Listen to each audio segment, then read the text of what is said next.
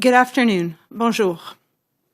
I am pleased to be here to discuss the first of many audits on the government's response to the COVID-19 pandemic that my office will conduct. Today, I also provided Parliament with our report on the Investing in Canada plan. There is no doubt that the COVID-19 pandemic was an all-hands-on-deck emergency the world over.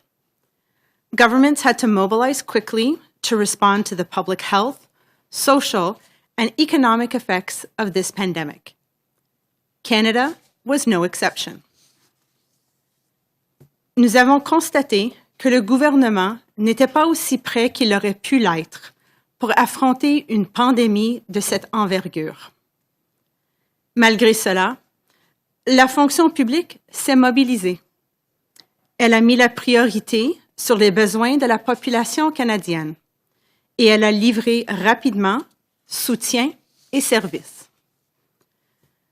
Nous n'avons pas noté cette même mentalité axée sur le service et la coordination interministérielle pendant notre audit du plan Investir dans le Canada. C'est de cet audit que je vais vous parler en premier.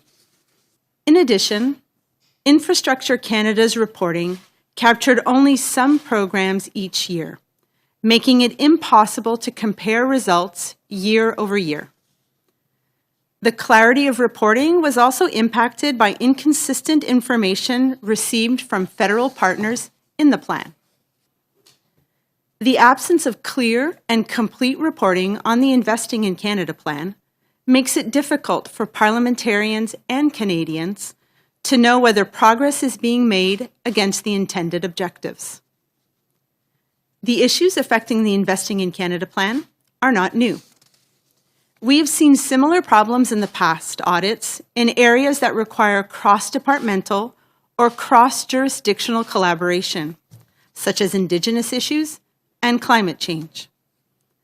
This audit is yet another example of the need for the government to act on known issues.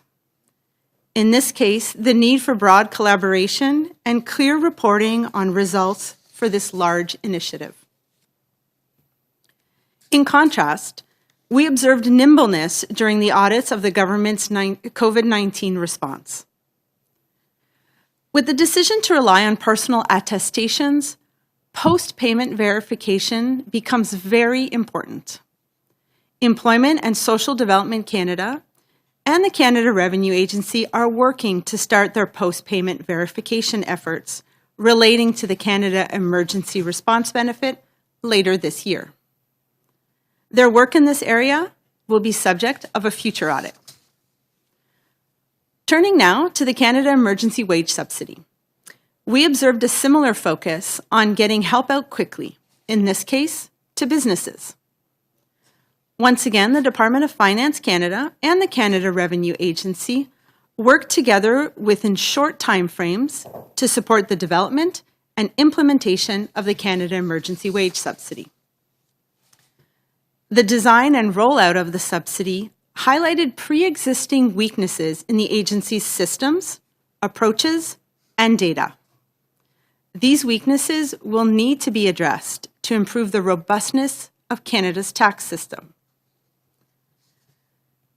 The Public Health Agency relied on a risk assessment tool that was untested and not designed to consider pandemic risk. The agency continued to assess the risk as low, despite growing numbers of COVID-19 cases in Canada and worldwide. In addition, the Global Public Health Intelligence Network did not issue an alert about the virus that would become known as causing COVID-19. I am discouraged that the Public Health Agency did not address long-standing issues, some of which were raised repeatedly for more than 2 decades. These issues negatively affected the sharing of surveillance information between the agency and the provinces and territories during the pandemic. While the agency took steps to address some of these problems during the pandemic, it has much more work to do on its data sharing agreements and its information technology infrastructure to better support national disease surveillance in the future. We also found that the Public Health Agency of Canada and the Canada Border Services Agency implemented restrictions at the border and quarantine measures. They provided guidance and tools to inform travelers and essential workers coming into the country of public health requirements.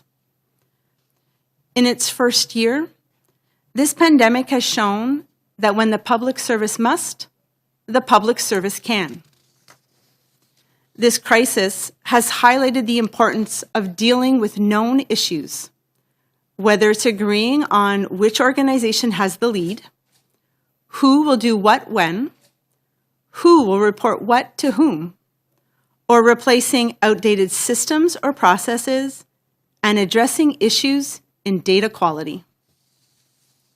These are not problems that you want to have to deal with at the same time that you are focusing on helping people, because this is not an efficient way of working, nor is it a productive way to serve Canadians. Government organizations need to do collaboration better.